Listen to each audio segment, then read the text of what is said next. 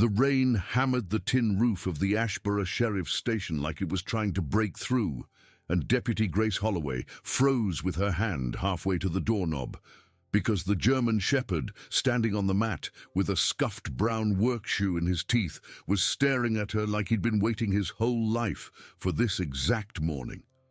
12 days, same dog, same shoe.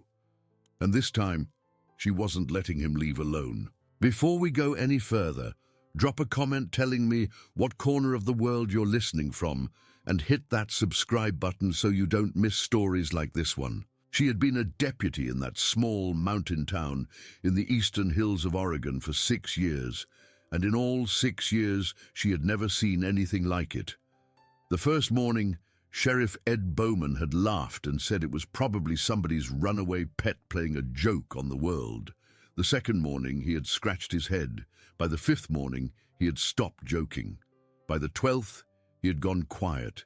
And quiet on Ed Bowman was a rare and unsettling thing. He was a heavy man with a soft voice and eyes that had seen too much. And when he went quiet, everyone in the station knew something was coming that they were not going to like. Grace crouched slowly on the mat. The shepherd did not move. He was thin under his soaked coat, but not starving, and his eyes were the color of clean amber, steady and old, the way a working dog's eyes get when he has been trusted with something more important than a bowl of food. He dropped the shoe at her boots without breaking her gaze, then took a single step back, sat down in the drizzle, and waited. He was waiting for her to understand. Sheriff Bowman came up behind her with his coffee in one hand and his hat in the other, and when he saw the shoe on the concrete, he made a sound in his throat that she had never heard him make before. Half a word, half a breath. He set the coffee down on the railing and knelt with a groan and picked up the shoe like it was made of glass. He turned it over, ran his thumb across the heel, read something inside the tongue that Grace could not see from where she was. "Grace," he said, and his voice sounded like it had traveled a long distance to get to her, "this shoe belonged to Walter Kemp, his boy's shoe. Michael Kemp. Been 15 years since I last saw this shoe, and the last time I saw it, it was on a dead man's foot." She stood up slowly and the rain ran cold down the back of her collar. "Sheriff, that's not possible." "It is possible," he said, "because I'm looking at it." The shepherd stood up too. He turned his head once toward the road, then back at her, then toward the road again, and there was such a plain, patient begging in that look that Grace felt something crack open in her chest. She had grown up in this town. Her father had known Walter Kemp. Everyone had known Walter Kemp in the way small towns know their old men, from a distance and with a kind of vague, comfortable respect. He lived up on the ridge, east of Maple Street, in a cabin his father had built out of pine and riverstone before the Second World War, and he had lived up there alone for almost 20 years, since his wife Marion had died, and the noise of Ashborough had started to hurt his ears. She pulled on her coat. She checked the round in her sidearm out of habit. She did not radio the sheriff for permission because he was standing right there, and he was already nodding at her before she had opened her mouth. "You follow that dog," he said. "You follow him until he stops. I'm calling Marty and the paramedics in behind you. If Walter Kemp is up on that mountain, and if that dog has been coming down here for 12 days, then something is wrong that we should have known about a long time ago." She stepped out into the rain, and the shepherd was already turning. He led her down the wet sidewalk of Maple Street, past the closed hardware store with the peeling green paint, past the diner where the neon coffee cup was buzzing weakly against the grey sky, past the last few houses where the pavement gave out and the gravel started, and then up into the pine woods above Ashborough. He did not rush her. When she stopped to catch her breath, he stopped too, and looked back over his shoulder with those clean, patient eyes, and waited. When she started up again, he moved. She had never followed a dog before, and she thought, distantly, that she had never had a partner in her life who was better at his job than this one. The trail was steep and slick. The rain lightened but did not stop. She passed the ruined foundation of the old sawmill where blackberry brambles had swallowed the last of the loading dock, and she remembered her father telling her that the mill had shut down in the year Michael Kemp died, that half the town had lost their work in the same season, and that Walter had walked out of the sawmill office one afternoon in October and never walked back into any office again. She had been 10 years old. She remembered the way the grown-ups had lowered their voices when they talked about it. She had been walking for almost 2 hours when the shepherd stopped, turned, and looked up into the fir trees off to her left, and she saw the cabin. It was smaller than she had imagined and greyer, and one of the shutters had come loose and was hanging by a single hinge in the wind. The door was open. The shepherd walked past her, up the 2 crooked wooden steps and into the dark inside. Grace drew her flashlight. The smell hit her first. It was not the smell of death. It was worse in a way, because it was the smell of a body still trying to live in a place that had stopped being livable. Cold ash from a dead stove, old blankets, a copper tang that could have been blood and could have been rust. She swept the light across the room, and there on the plank floor beside the cold iron stove lay an old man, and his leg was bent the wrong way beneath him, and his skin was the color of the paper you find at the bottom of a drawer. "Mr. Kemp," she said. "Walter." The shepherd was already lying down beside him, with his muzzle pressed under Walter's arm, exactly the way she imagined a dog might lie in the snow to keep a fallen shepherd from freezing to death. She saw the shoe then, the 12th shoe, the one she had watched the dog set down that very morning. It was placed carefully by Walter's bare foot on the floor, as if the dog had wanted the old man to see it there when he opened his eyes, as if the dog had wanted him to know that he had made the walk again, that he had not failed. She keyed her radio. Her hand was shaking so badly she could barely hold the button down. "Sheriff, he's here, he's alive. Get them up here fast." The paramedics made it up the trail in 40 minutes, which she later learned was almost impossible on that grade in that mud. And by the time they had Walter stabilized enough to move, the rain had stopped, and a low, thin sunlight was cutting through the fir trees and lying in silver bars across the floor of the cabin. Walter opened his eyes for the first time when they lifted him onto the stretcher. He did not look at the paramedics. He did not look at Grace. He looked at the dog. His lips moved. Grace bent down close. "Not mine," he whispered. "What isn't yours, Mr. Kemp? The dog. He's not mine. He's Michael's." Then his eyes closed again, and the paramedics carried him down the mountain in the strange, thin sunlight, and the shepherd walked behind the stretcher the whole way, and Grace walked behind the shepherd, and none of them said another word until they reached the county hospital 40 miles away, in the town of Silverton, where the doctors took Walter Kemp inside a set of double doors that no dog was allowed to cross.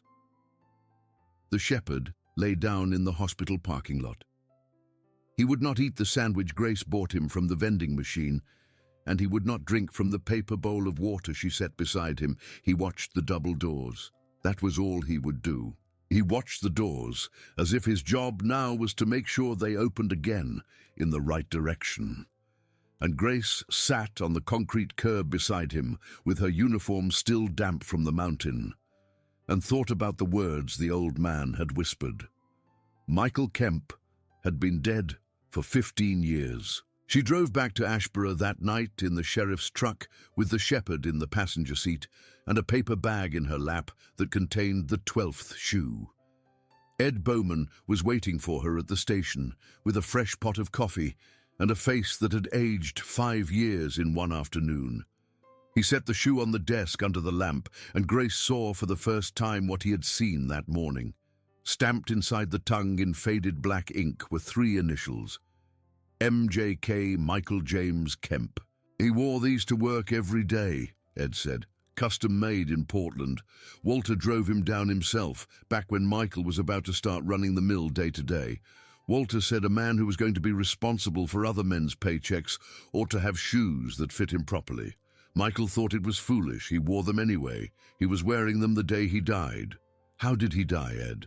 Ed Bowman sat down heavily in his chair and looked at the shoe under the lamp for a long time before he answered her. Officially, he said, he fell into the belt drive at the sawmill on the morning of October 14th, 19 years ago.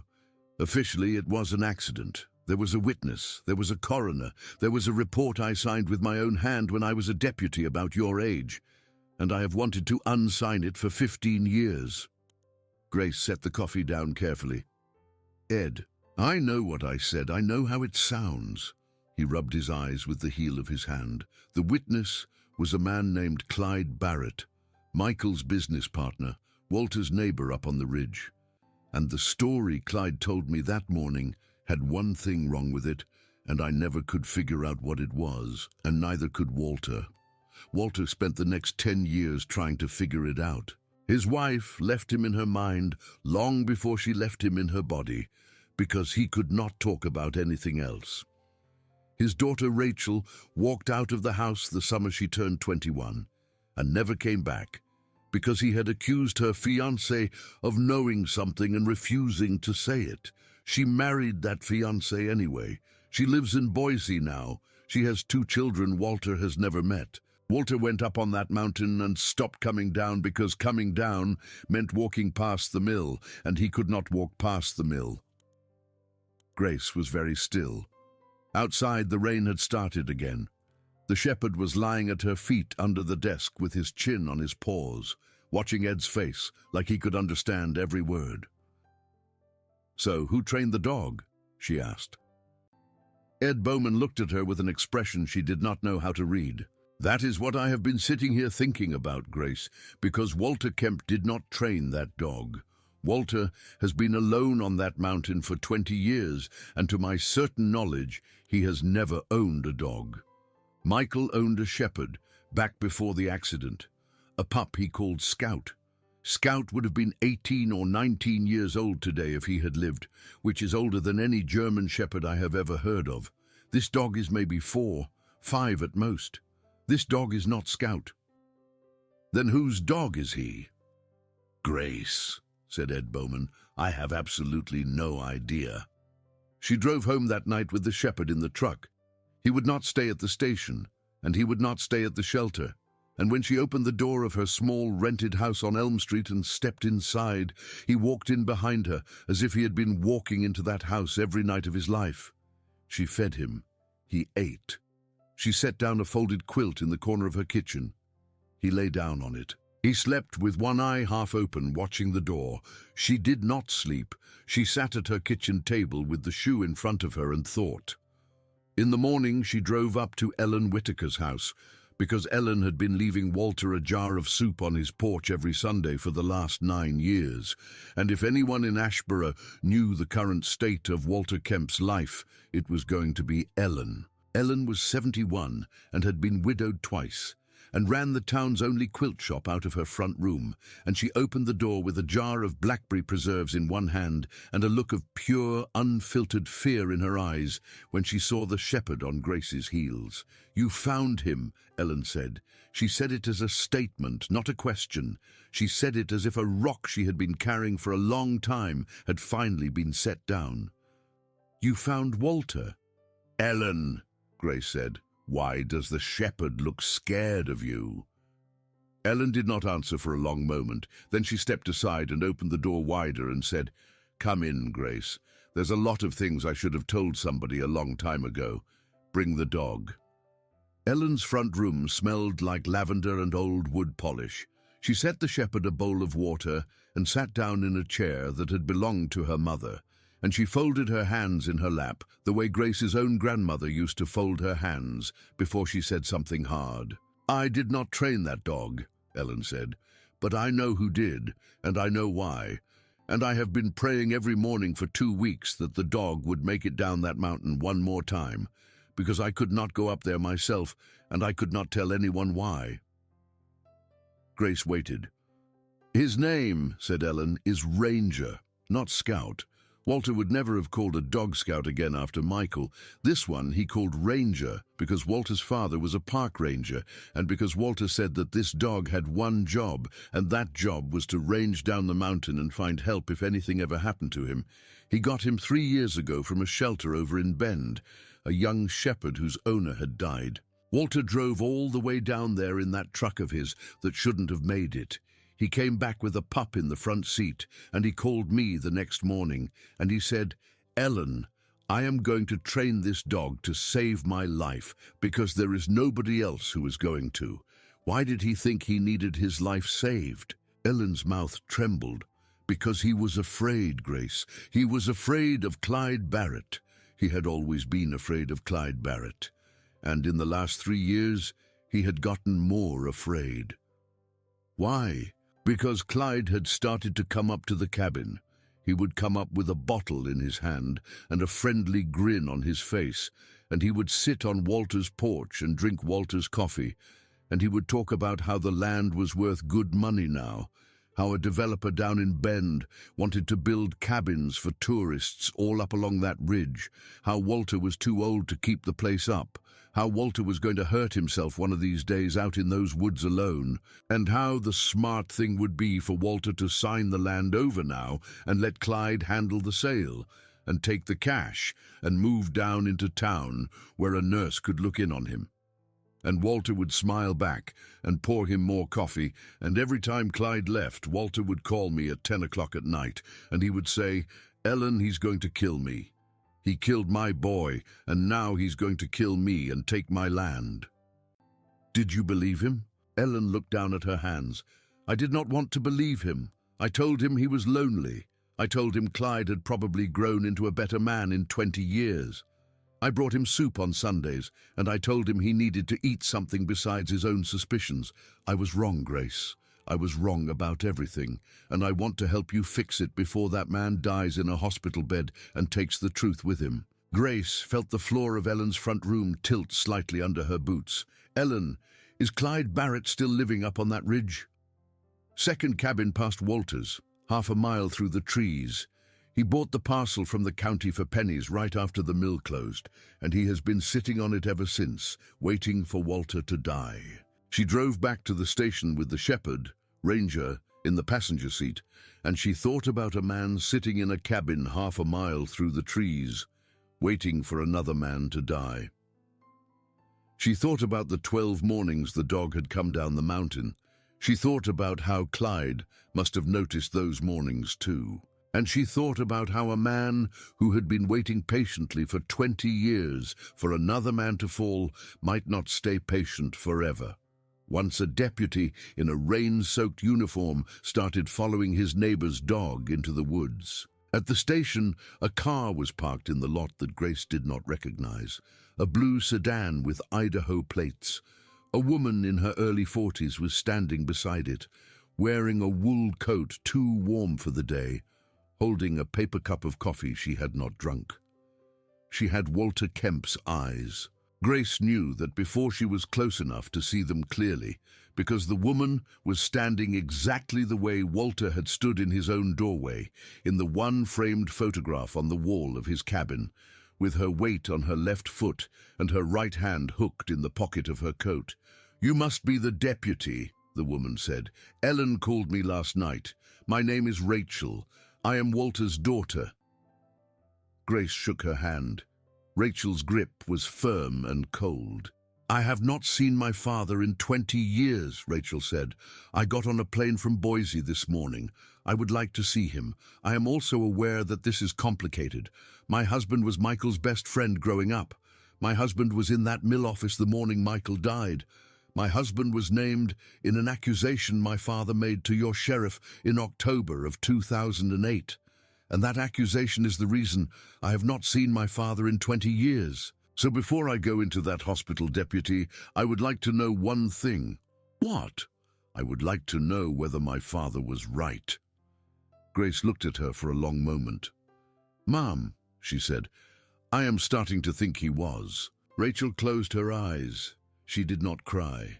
She stood there in the parking lot with her paper cup of cold coffee, and she looked as if a house she had been building in her mind for 20 years had just collapsed. And she looked, too, as if she had known all along that it was going to. "My husband is not a bad man, Deputy Holloway," she said quietly. "But he was there that morning, and he told a story that day that I do not believe was the whole truth.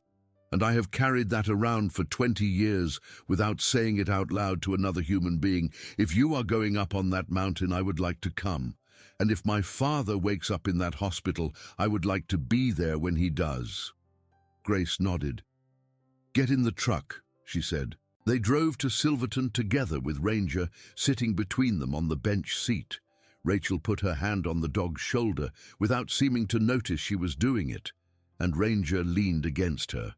And Grace thought about how animals know things about people that people themselves have forgotten. Walter Kemp came out of surgery at 3:15 in the afternoon. The surgeon told them that his hip had shattered in 4 places and that a man his age surviving that fall on the floor of an unheated cabin for 4 days was frankly a medical impossibility, and that if it were not for whoever had kept him warm and moved him just enough to keep pressure sores from forming, he would have been dead by the second night. The surgeon did not know about the dog. Grace did not correct him. Rachel went in first.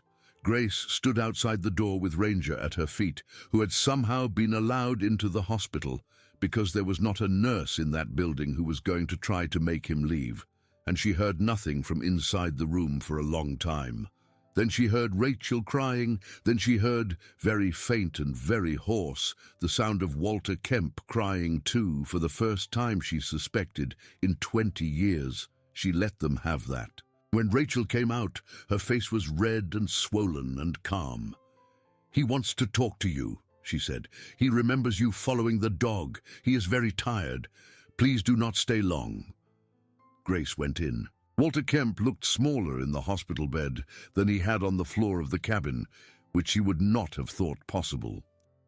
His hand on the sheet was the color and weight of an autumn leaf. He looked at her, and then he looked past her at Ranger, who had padded silently in behind her and lay down beside the bed with his chin on the mattress. And the old man reached out with the leaf of his hand and put it on the dog's head, and he sighed, and his eyes closed, and for a moment Grace thought he had gone to sleep. Then he spoke, without opening his eyes.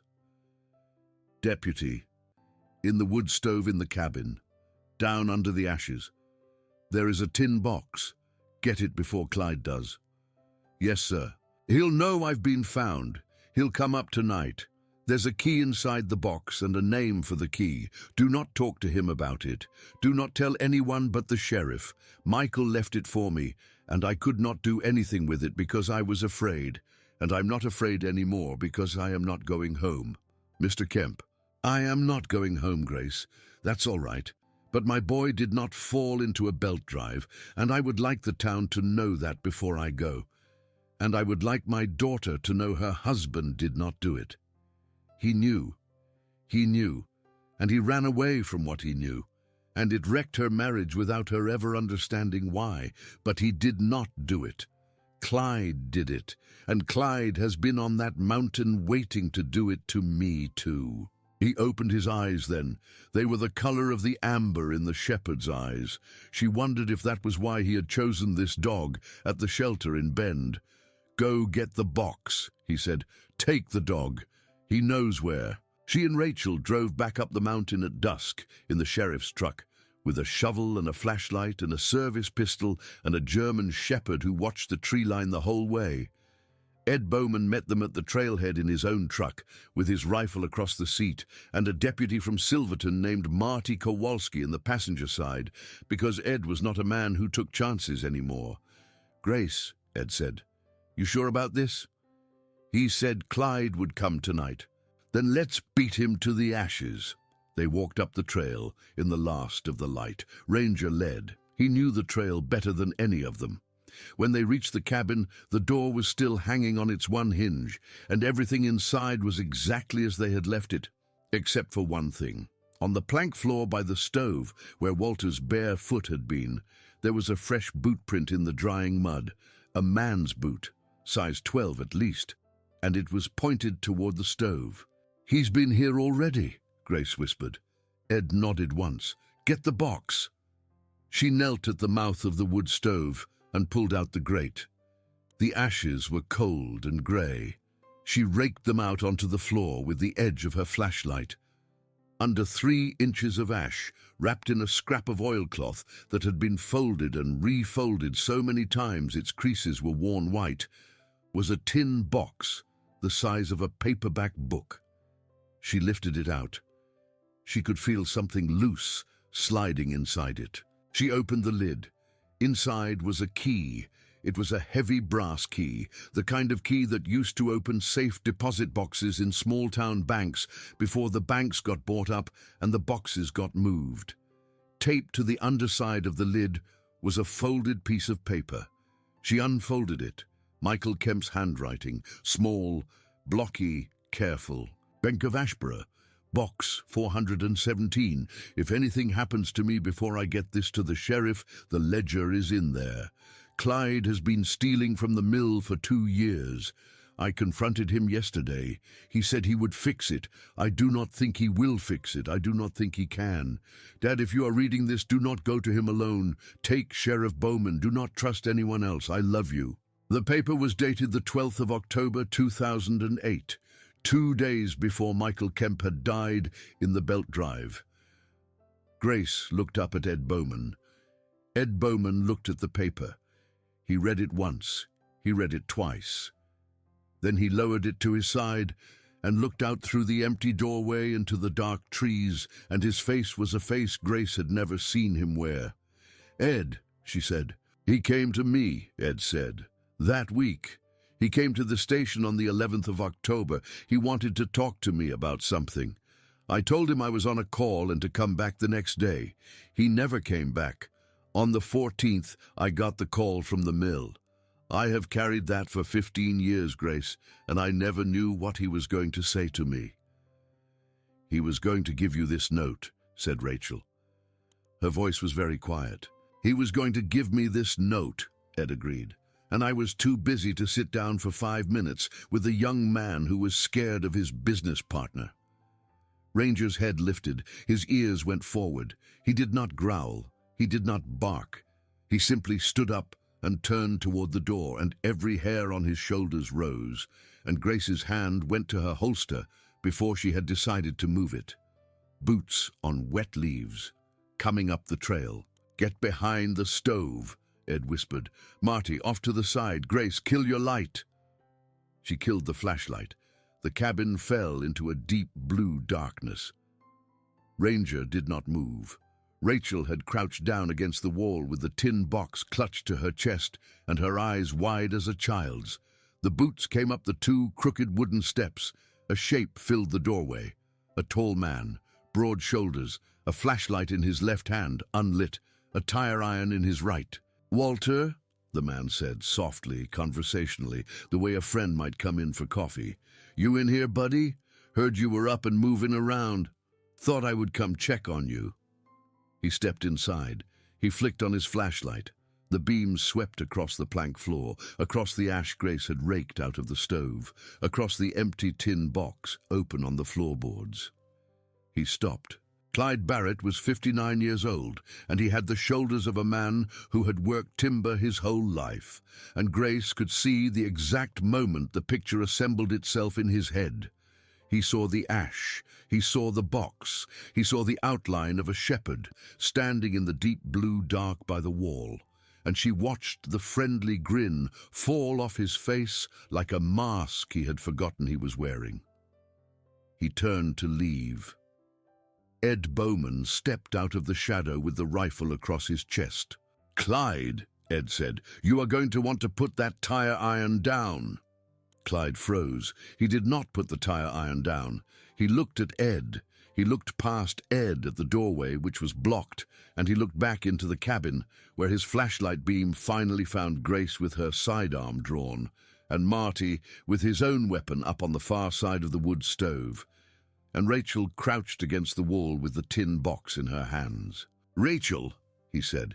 His voice cracked a little. "Rachel Kemp, what are you doing here, honey?" "Do not call me honey, Clyde," she said. He set the tire iron down very slowly on the plank floor. He held up his empty hands. "Boys," he said, in that same friendly conversational voice, "there has been a misunderstanding." "Clyde Barrett," Ed said. "You are under arrest on suspicion of murder in the death of Michael James Kemp on October 14th, 2008, and on suspicion of attempted murder in the abandonment of Walter Kemp between the 28th and the 3rd of this month. You have the right to remain silent. I would strongly suggest that you use that right, because I have got a note in my pocket from a dead man that says everything I need to hear." Clyde Barrett looked at Ed for a long, still moment. Then he looked at Ranger. Then, of all things, he laughed once, a short, dry laugh with no humor in it. "The dog," he said. "It was the damn dog." "It was the damn dog," Ed agreed. "They put him in cuffs on the plank floor of the cabin. They walked him down the mountain in the dark, with the shepherd padding along at Grace's heels and the tin box in Rachel's hands, and the 12th shoe still sitting up on the desk in the sheriff's station where Ed had left it in the lamplight. Halfway down the mountain, Clyde tried to speak. He said, "Walter fell on his own. I did not push him. I only left him." Nobody answered him. Nobody needed to. At the station, Ed booked him at 10:30 at night. Grace typed the report at 11. The Bank of Ashborough opened at 9 the next morning. At 9:02, Grace and Ed and Rachel stood at the counter with the brass key. The teller, a young woman named Amy who had gone to high school with Grace, took the key without asking questions and led them into the back, where the safe deposit boxes lived along the wall in 3 neat metal rows. Box 417 was on the middle row. Amy turned her key. Ed turned his. The little drawer slid out. Inside was a green cloth-bound ledger and a manila envelope and a small brown notebook with the letters MJK embossed on the front in gold. Ed opened the ledger first. He whistled through his teeth. "Grace, this is Clyde's own bookkeeping. He kept a shadow set. Payments to himself. Skimming off the timber invoices, Michael had photocopied every page." He set it aside and opened the manila envelope. Inside were affidavits, 3 of them. 3. Signed by 3 mill workers, none of them still alive, all of them dated in the 2nd week of October, 2008.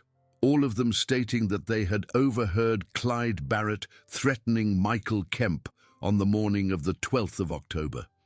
Ed picked up the notebook last. He handed it to Rachel without opening it.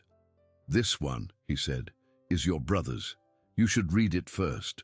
Rachel took the notebook to a chair in the corner of the bank lobby. She sat down and opened it. Grace watched her face while she read. It went white, then it went pink. Then a tear rolled off her chin and made a dark spot on the leg of her jeans, and she looked up at Grace and Ed with a face full of something Grace did not know how to name. "My husband," Rachel said, "was not a coward. He was a witness. Michael made him swear on this notebook that if anything happened, he would go to the sheriff. He did not go to the sheriff. He went home. He held me while I cried at Michael's funeral, and he did not tell me. He lived with that for 20 years, and he took it out on me by drinking, and he took it out on our children by leaving. And I hated him for it, and my father hated him for it. And my father was not wrong, but he was not right either." She looked down at the notebook in her lap. My father was accusing the wrong crime. "You need to call him," Grace said gently. "I need to call him," Rachel said. "Yes." She stood up. She went out into the parking lot with her phone. She was out there for almost an hour. When she came back in, her eyes were wet, but her mouth was firm. "He is on a plane," she said. "He will be here by nightfall. He wants to sit down with the sheriff and give a full statement. He said he wanted to do that on October 15th, 2008, and he was going to do it today, whether I wanted him to or not. And I told him I wanted him to." Grace nodded.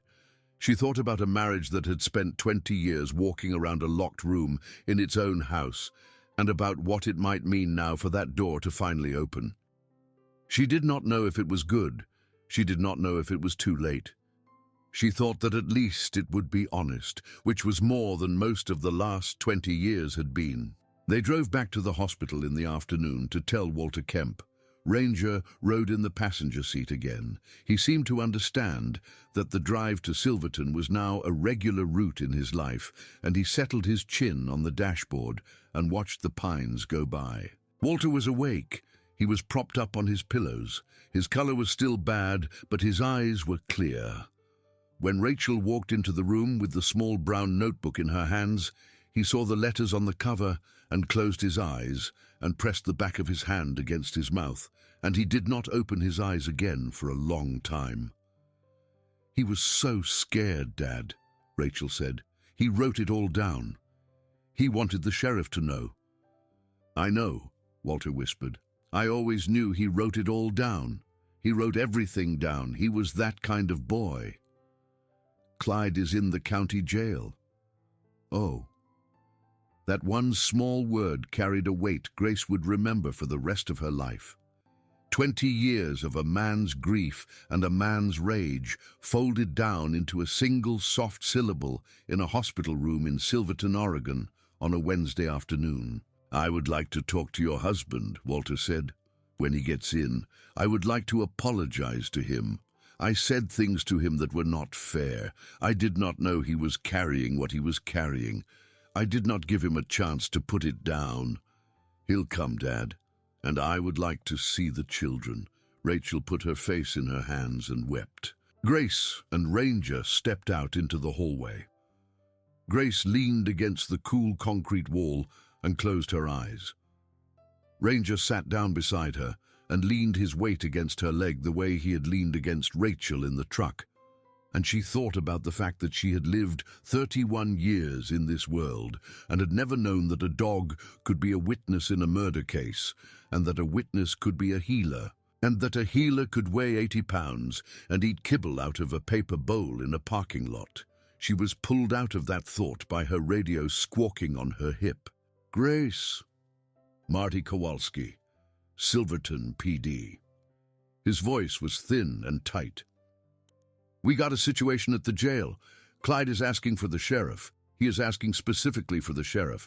He says he will give a full statement in exchange for a transfer to state facility instead of county, because he says he will not survive the night in this jail." "Why not?" "Grace, half the men in this county worked at that mill. Word travels. He has been in the pod for 6 hours, and he has been threatened 3 times through the door. It's not idle. He is scared. Ed is on his way over here now." "I'll come." "Grace." Marty hesitated.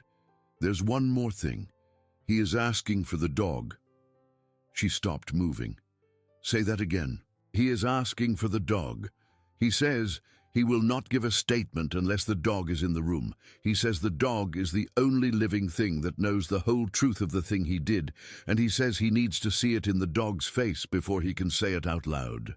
She looked down at Ranger. Ranger looked up at her. His clean amber eyes were steady and patient, the way they had been on the mat outside the sheriff's station on that first cold gray morning 12 days ago. "We're on our way," she said. She sat in the interview room in the Silverton jail with Ed Bowman on one side of the table and Marty on the other, and Ranger sitting quietly at Grace's boot, and Clyde Barrett on the far side in a jumpsuit that was too tight in the shoulders and too loose in the waist, and Clyde looked at the shepherd for a long time before he said a single word. "I hit him," he said finally. "I hit Michael, not in the mill, behind the mill office. He told me he had a ledger. He said he had told his father. He said he had written the sheriff a note. I lost my head, Ed. I lost my head. He came at me and I picked up a pipe wrench off the workbench and I hit him. He went down. He was dead before he hit the concrete. I could not think. I put him on the belt. I ran the belt. I ran outside. I told everybody the belt had caught him. I told his father. I told his sister. I told his best friend, who I could see in his eyes, did not believe me and would never believe me and never once said so out loud. And I have hated him for 20 years for being decent enough to keep his mouth shut while I stole his best friend's future away from him." He looked down at the table. He put his forehead against the metal. "I did not push Walter," he said. "I want you to know that. I did not push him. He fell chasing a raccoon off his own back step. I heard him call out. I was up the ridge cutting kindling. I heard him call. And I stood there in my own yard, and I listened to him call. And I thought, if that old man dies up there, the note in that stove burns with him, and the box in the bank sits there for 20 more years, and I am finally free. And I turned around, and I walked back into my cabin, and I closed the door. I did not push him. I only left him.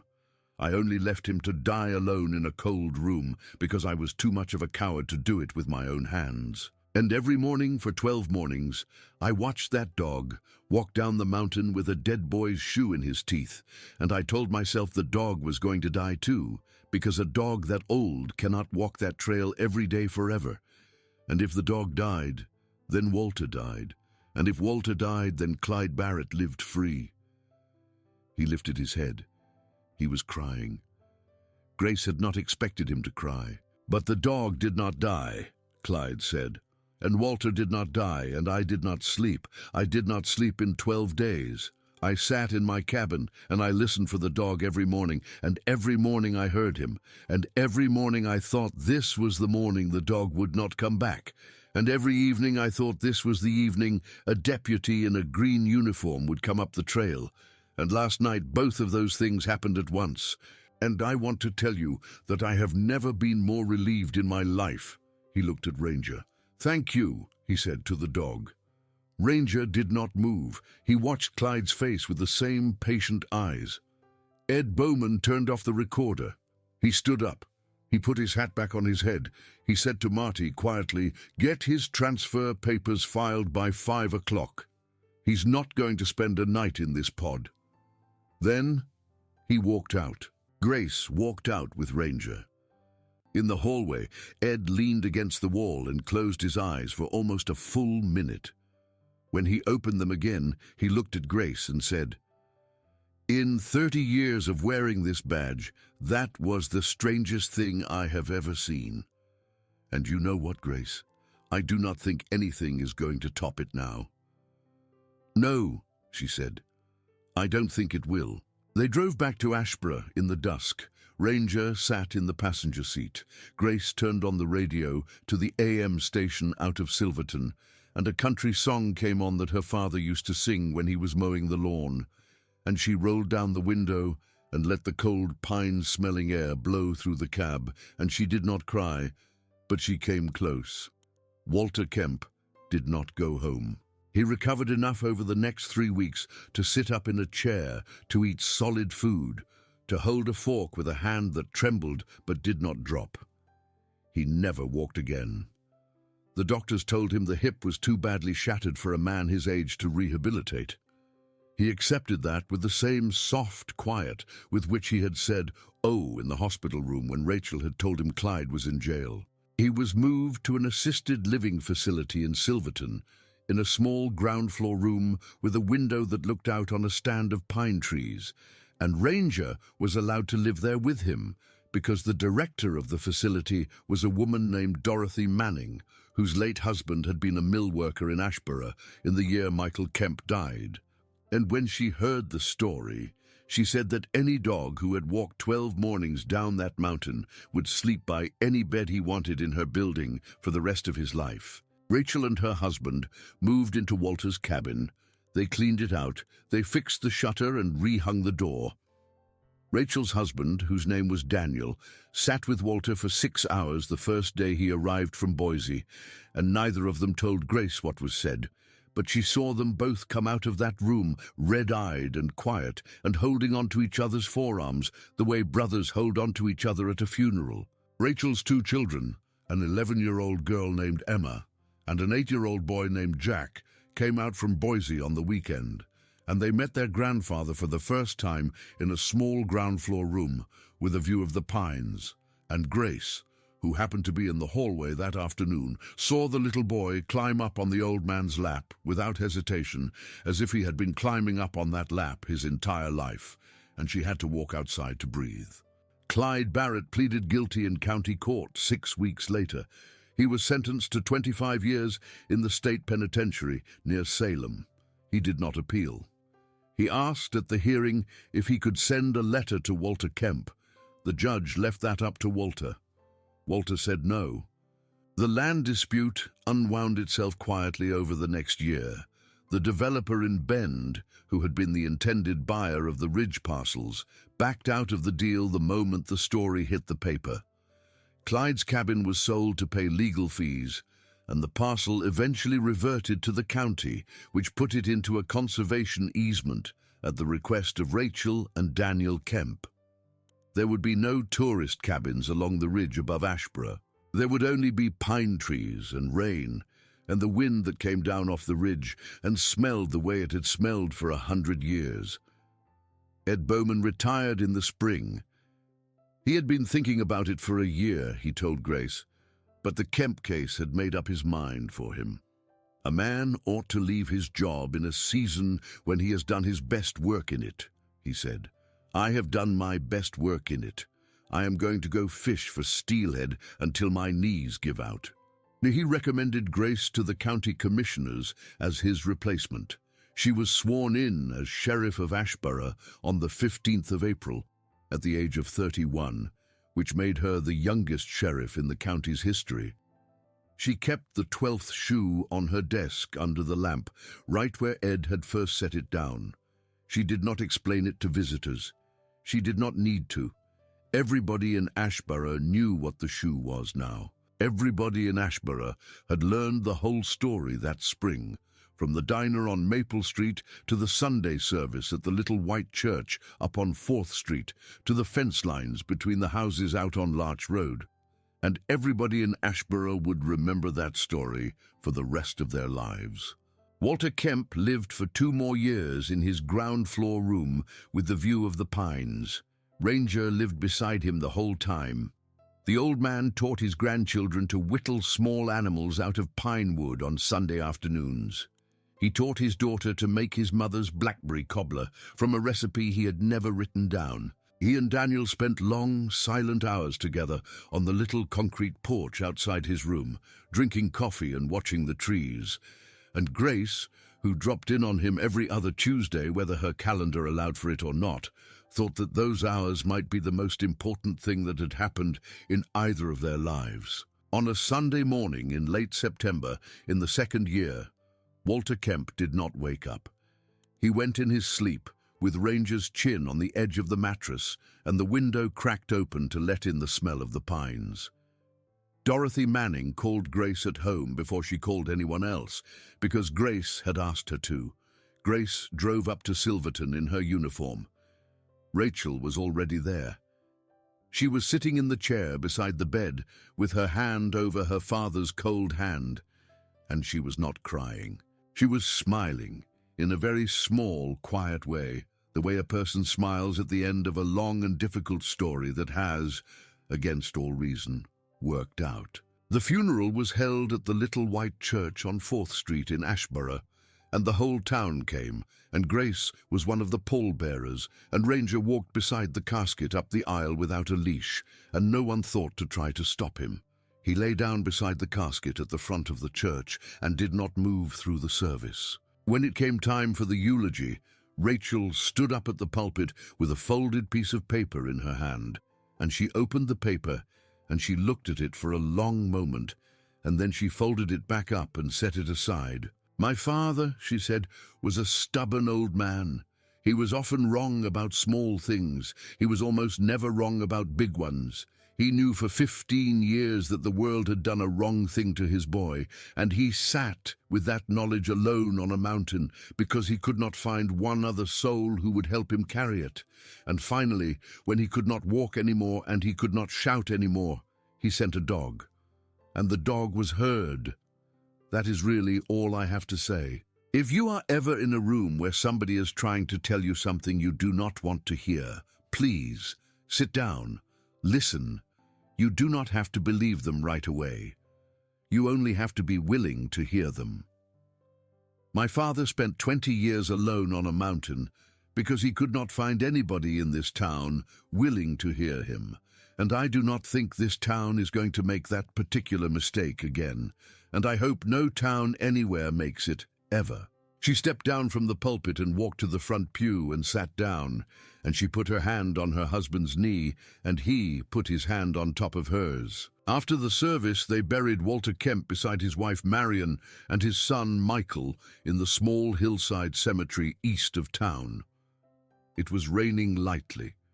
It was the same soft grey drizzle that had been falling on the morning Grace had followed Ranger into the pines. When the last shovel of earth had been patted flat on the grave, Ranger sat down on top of it and did not want to leave. Rachel had to kneel down beside him for a long time and speak softly into his ear before he would follow her to the truck.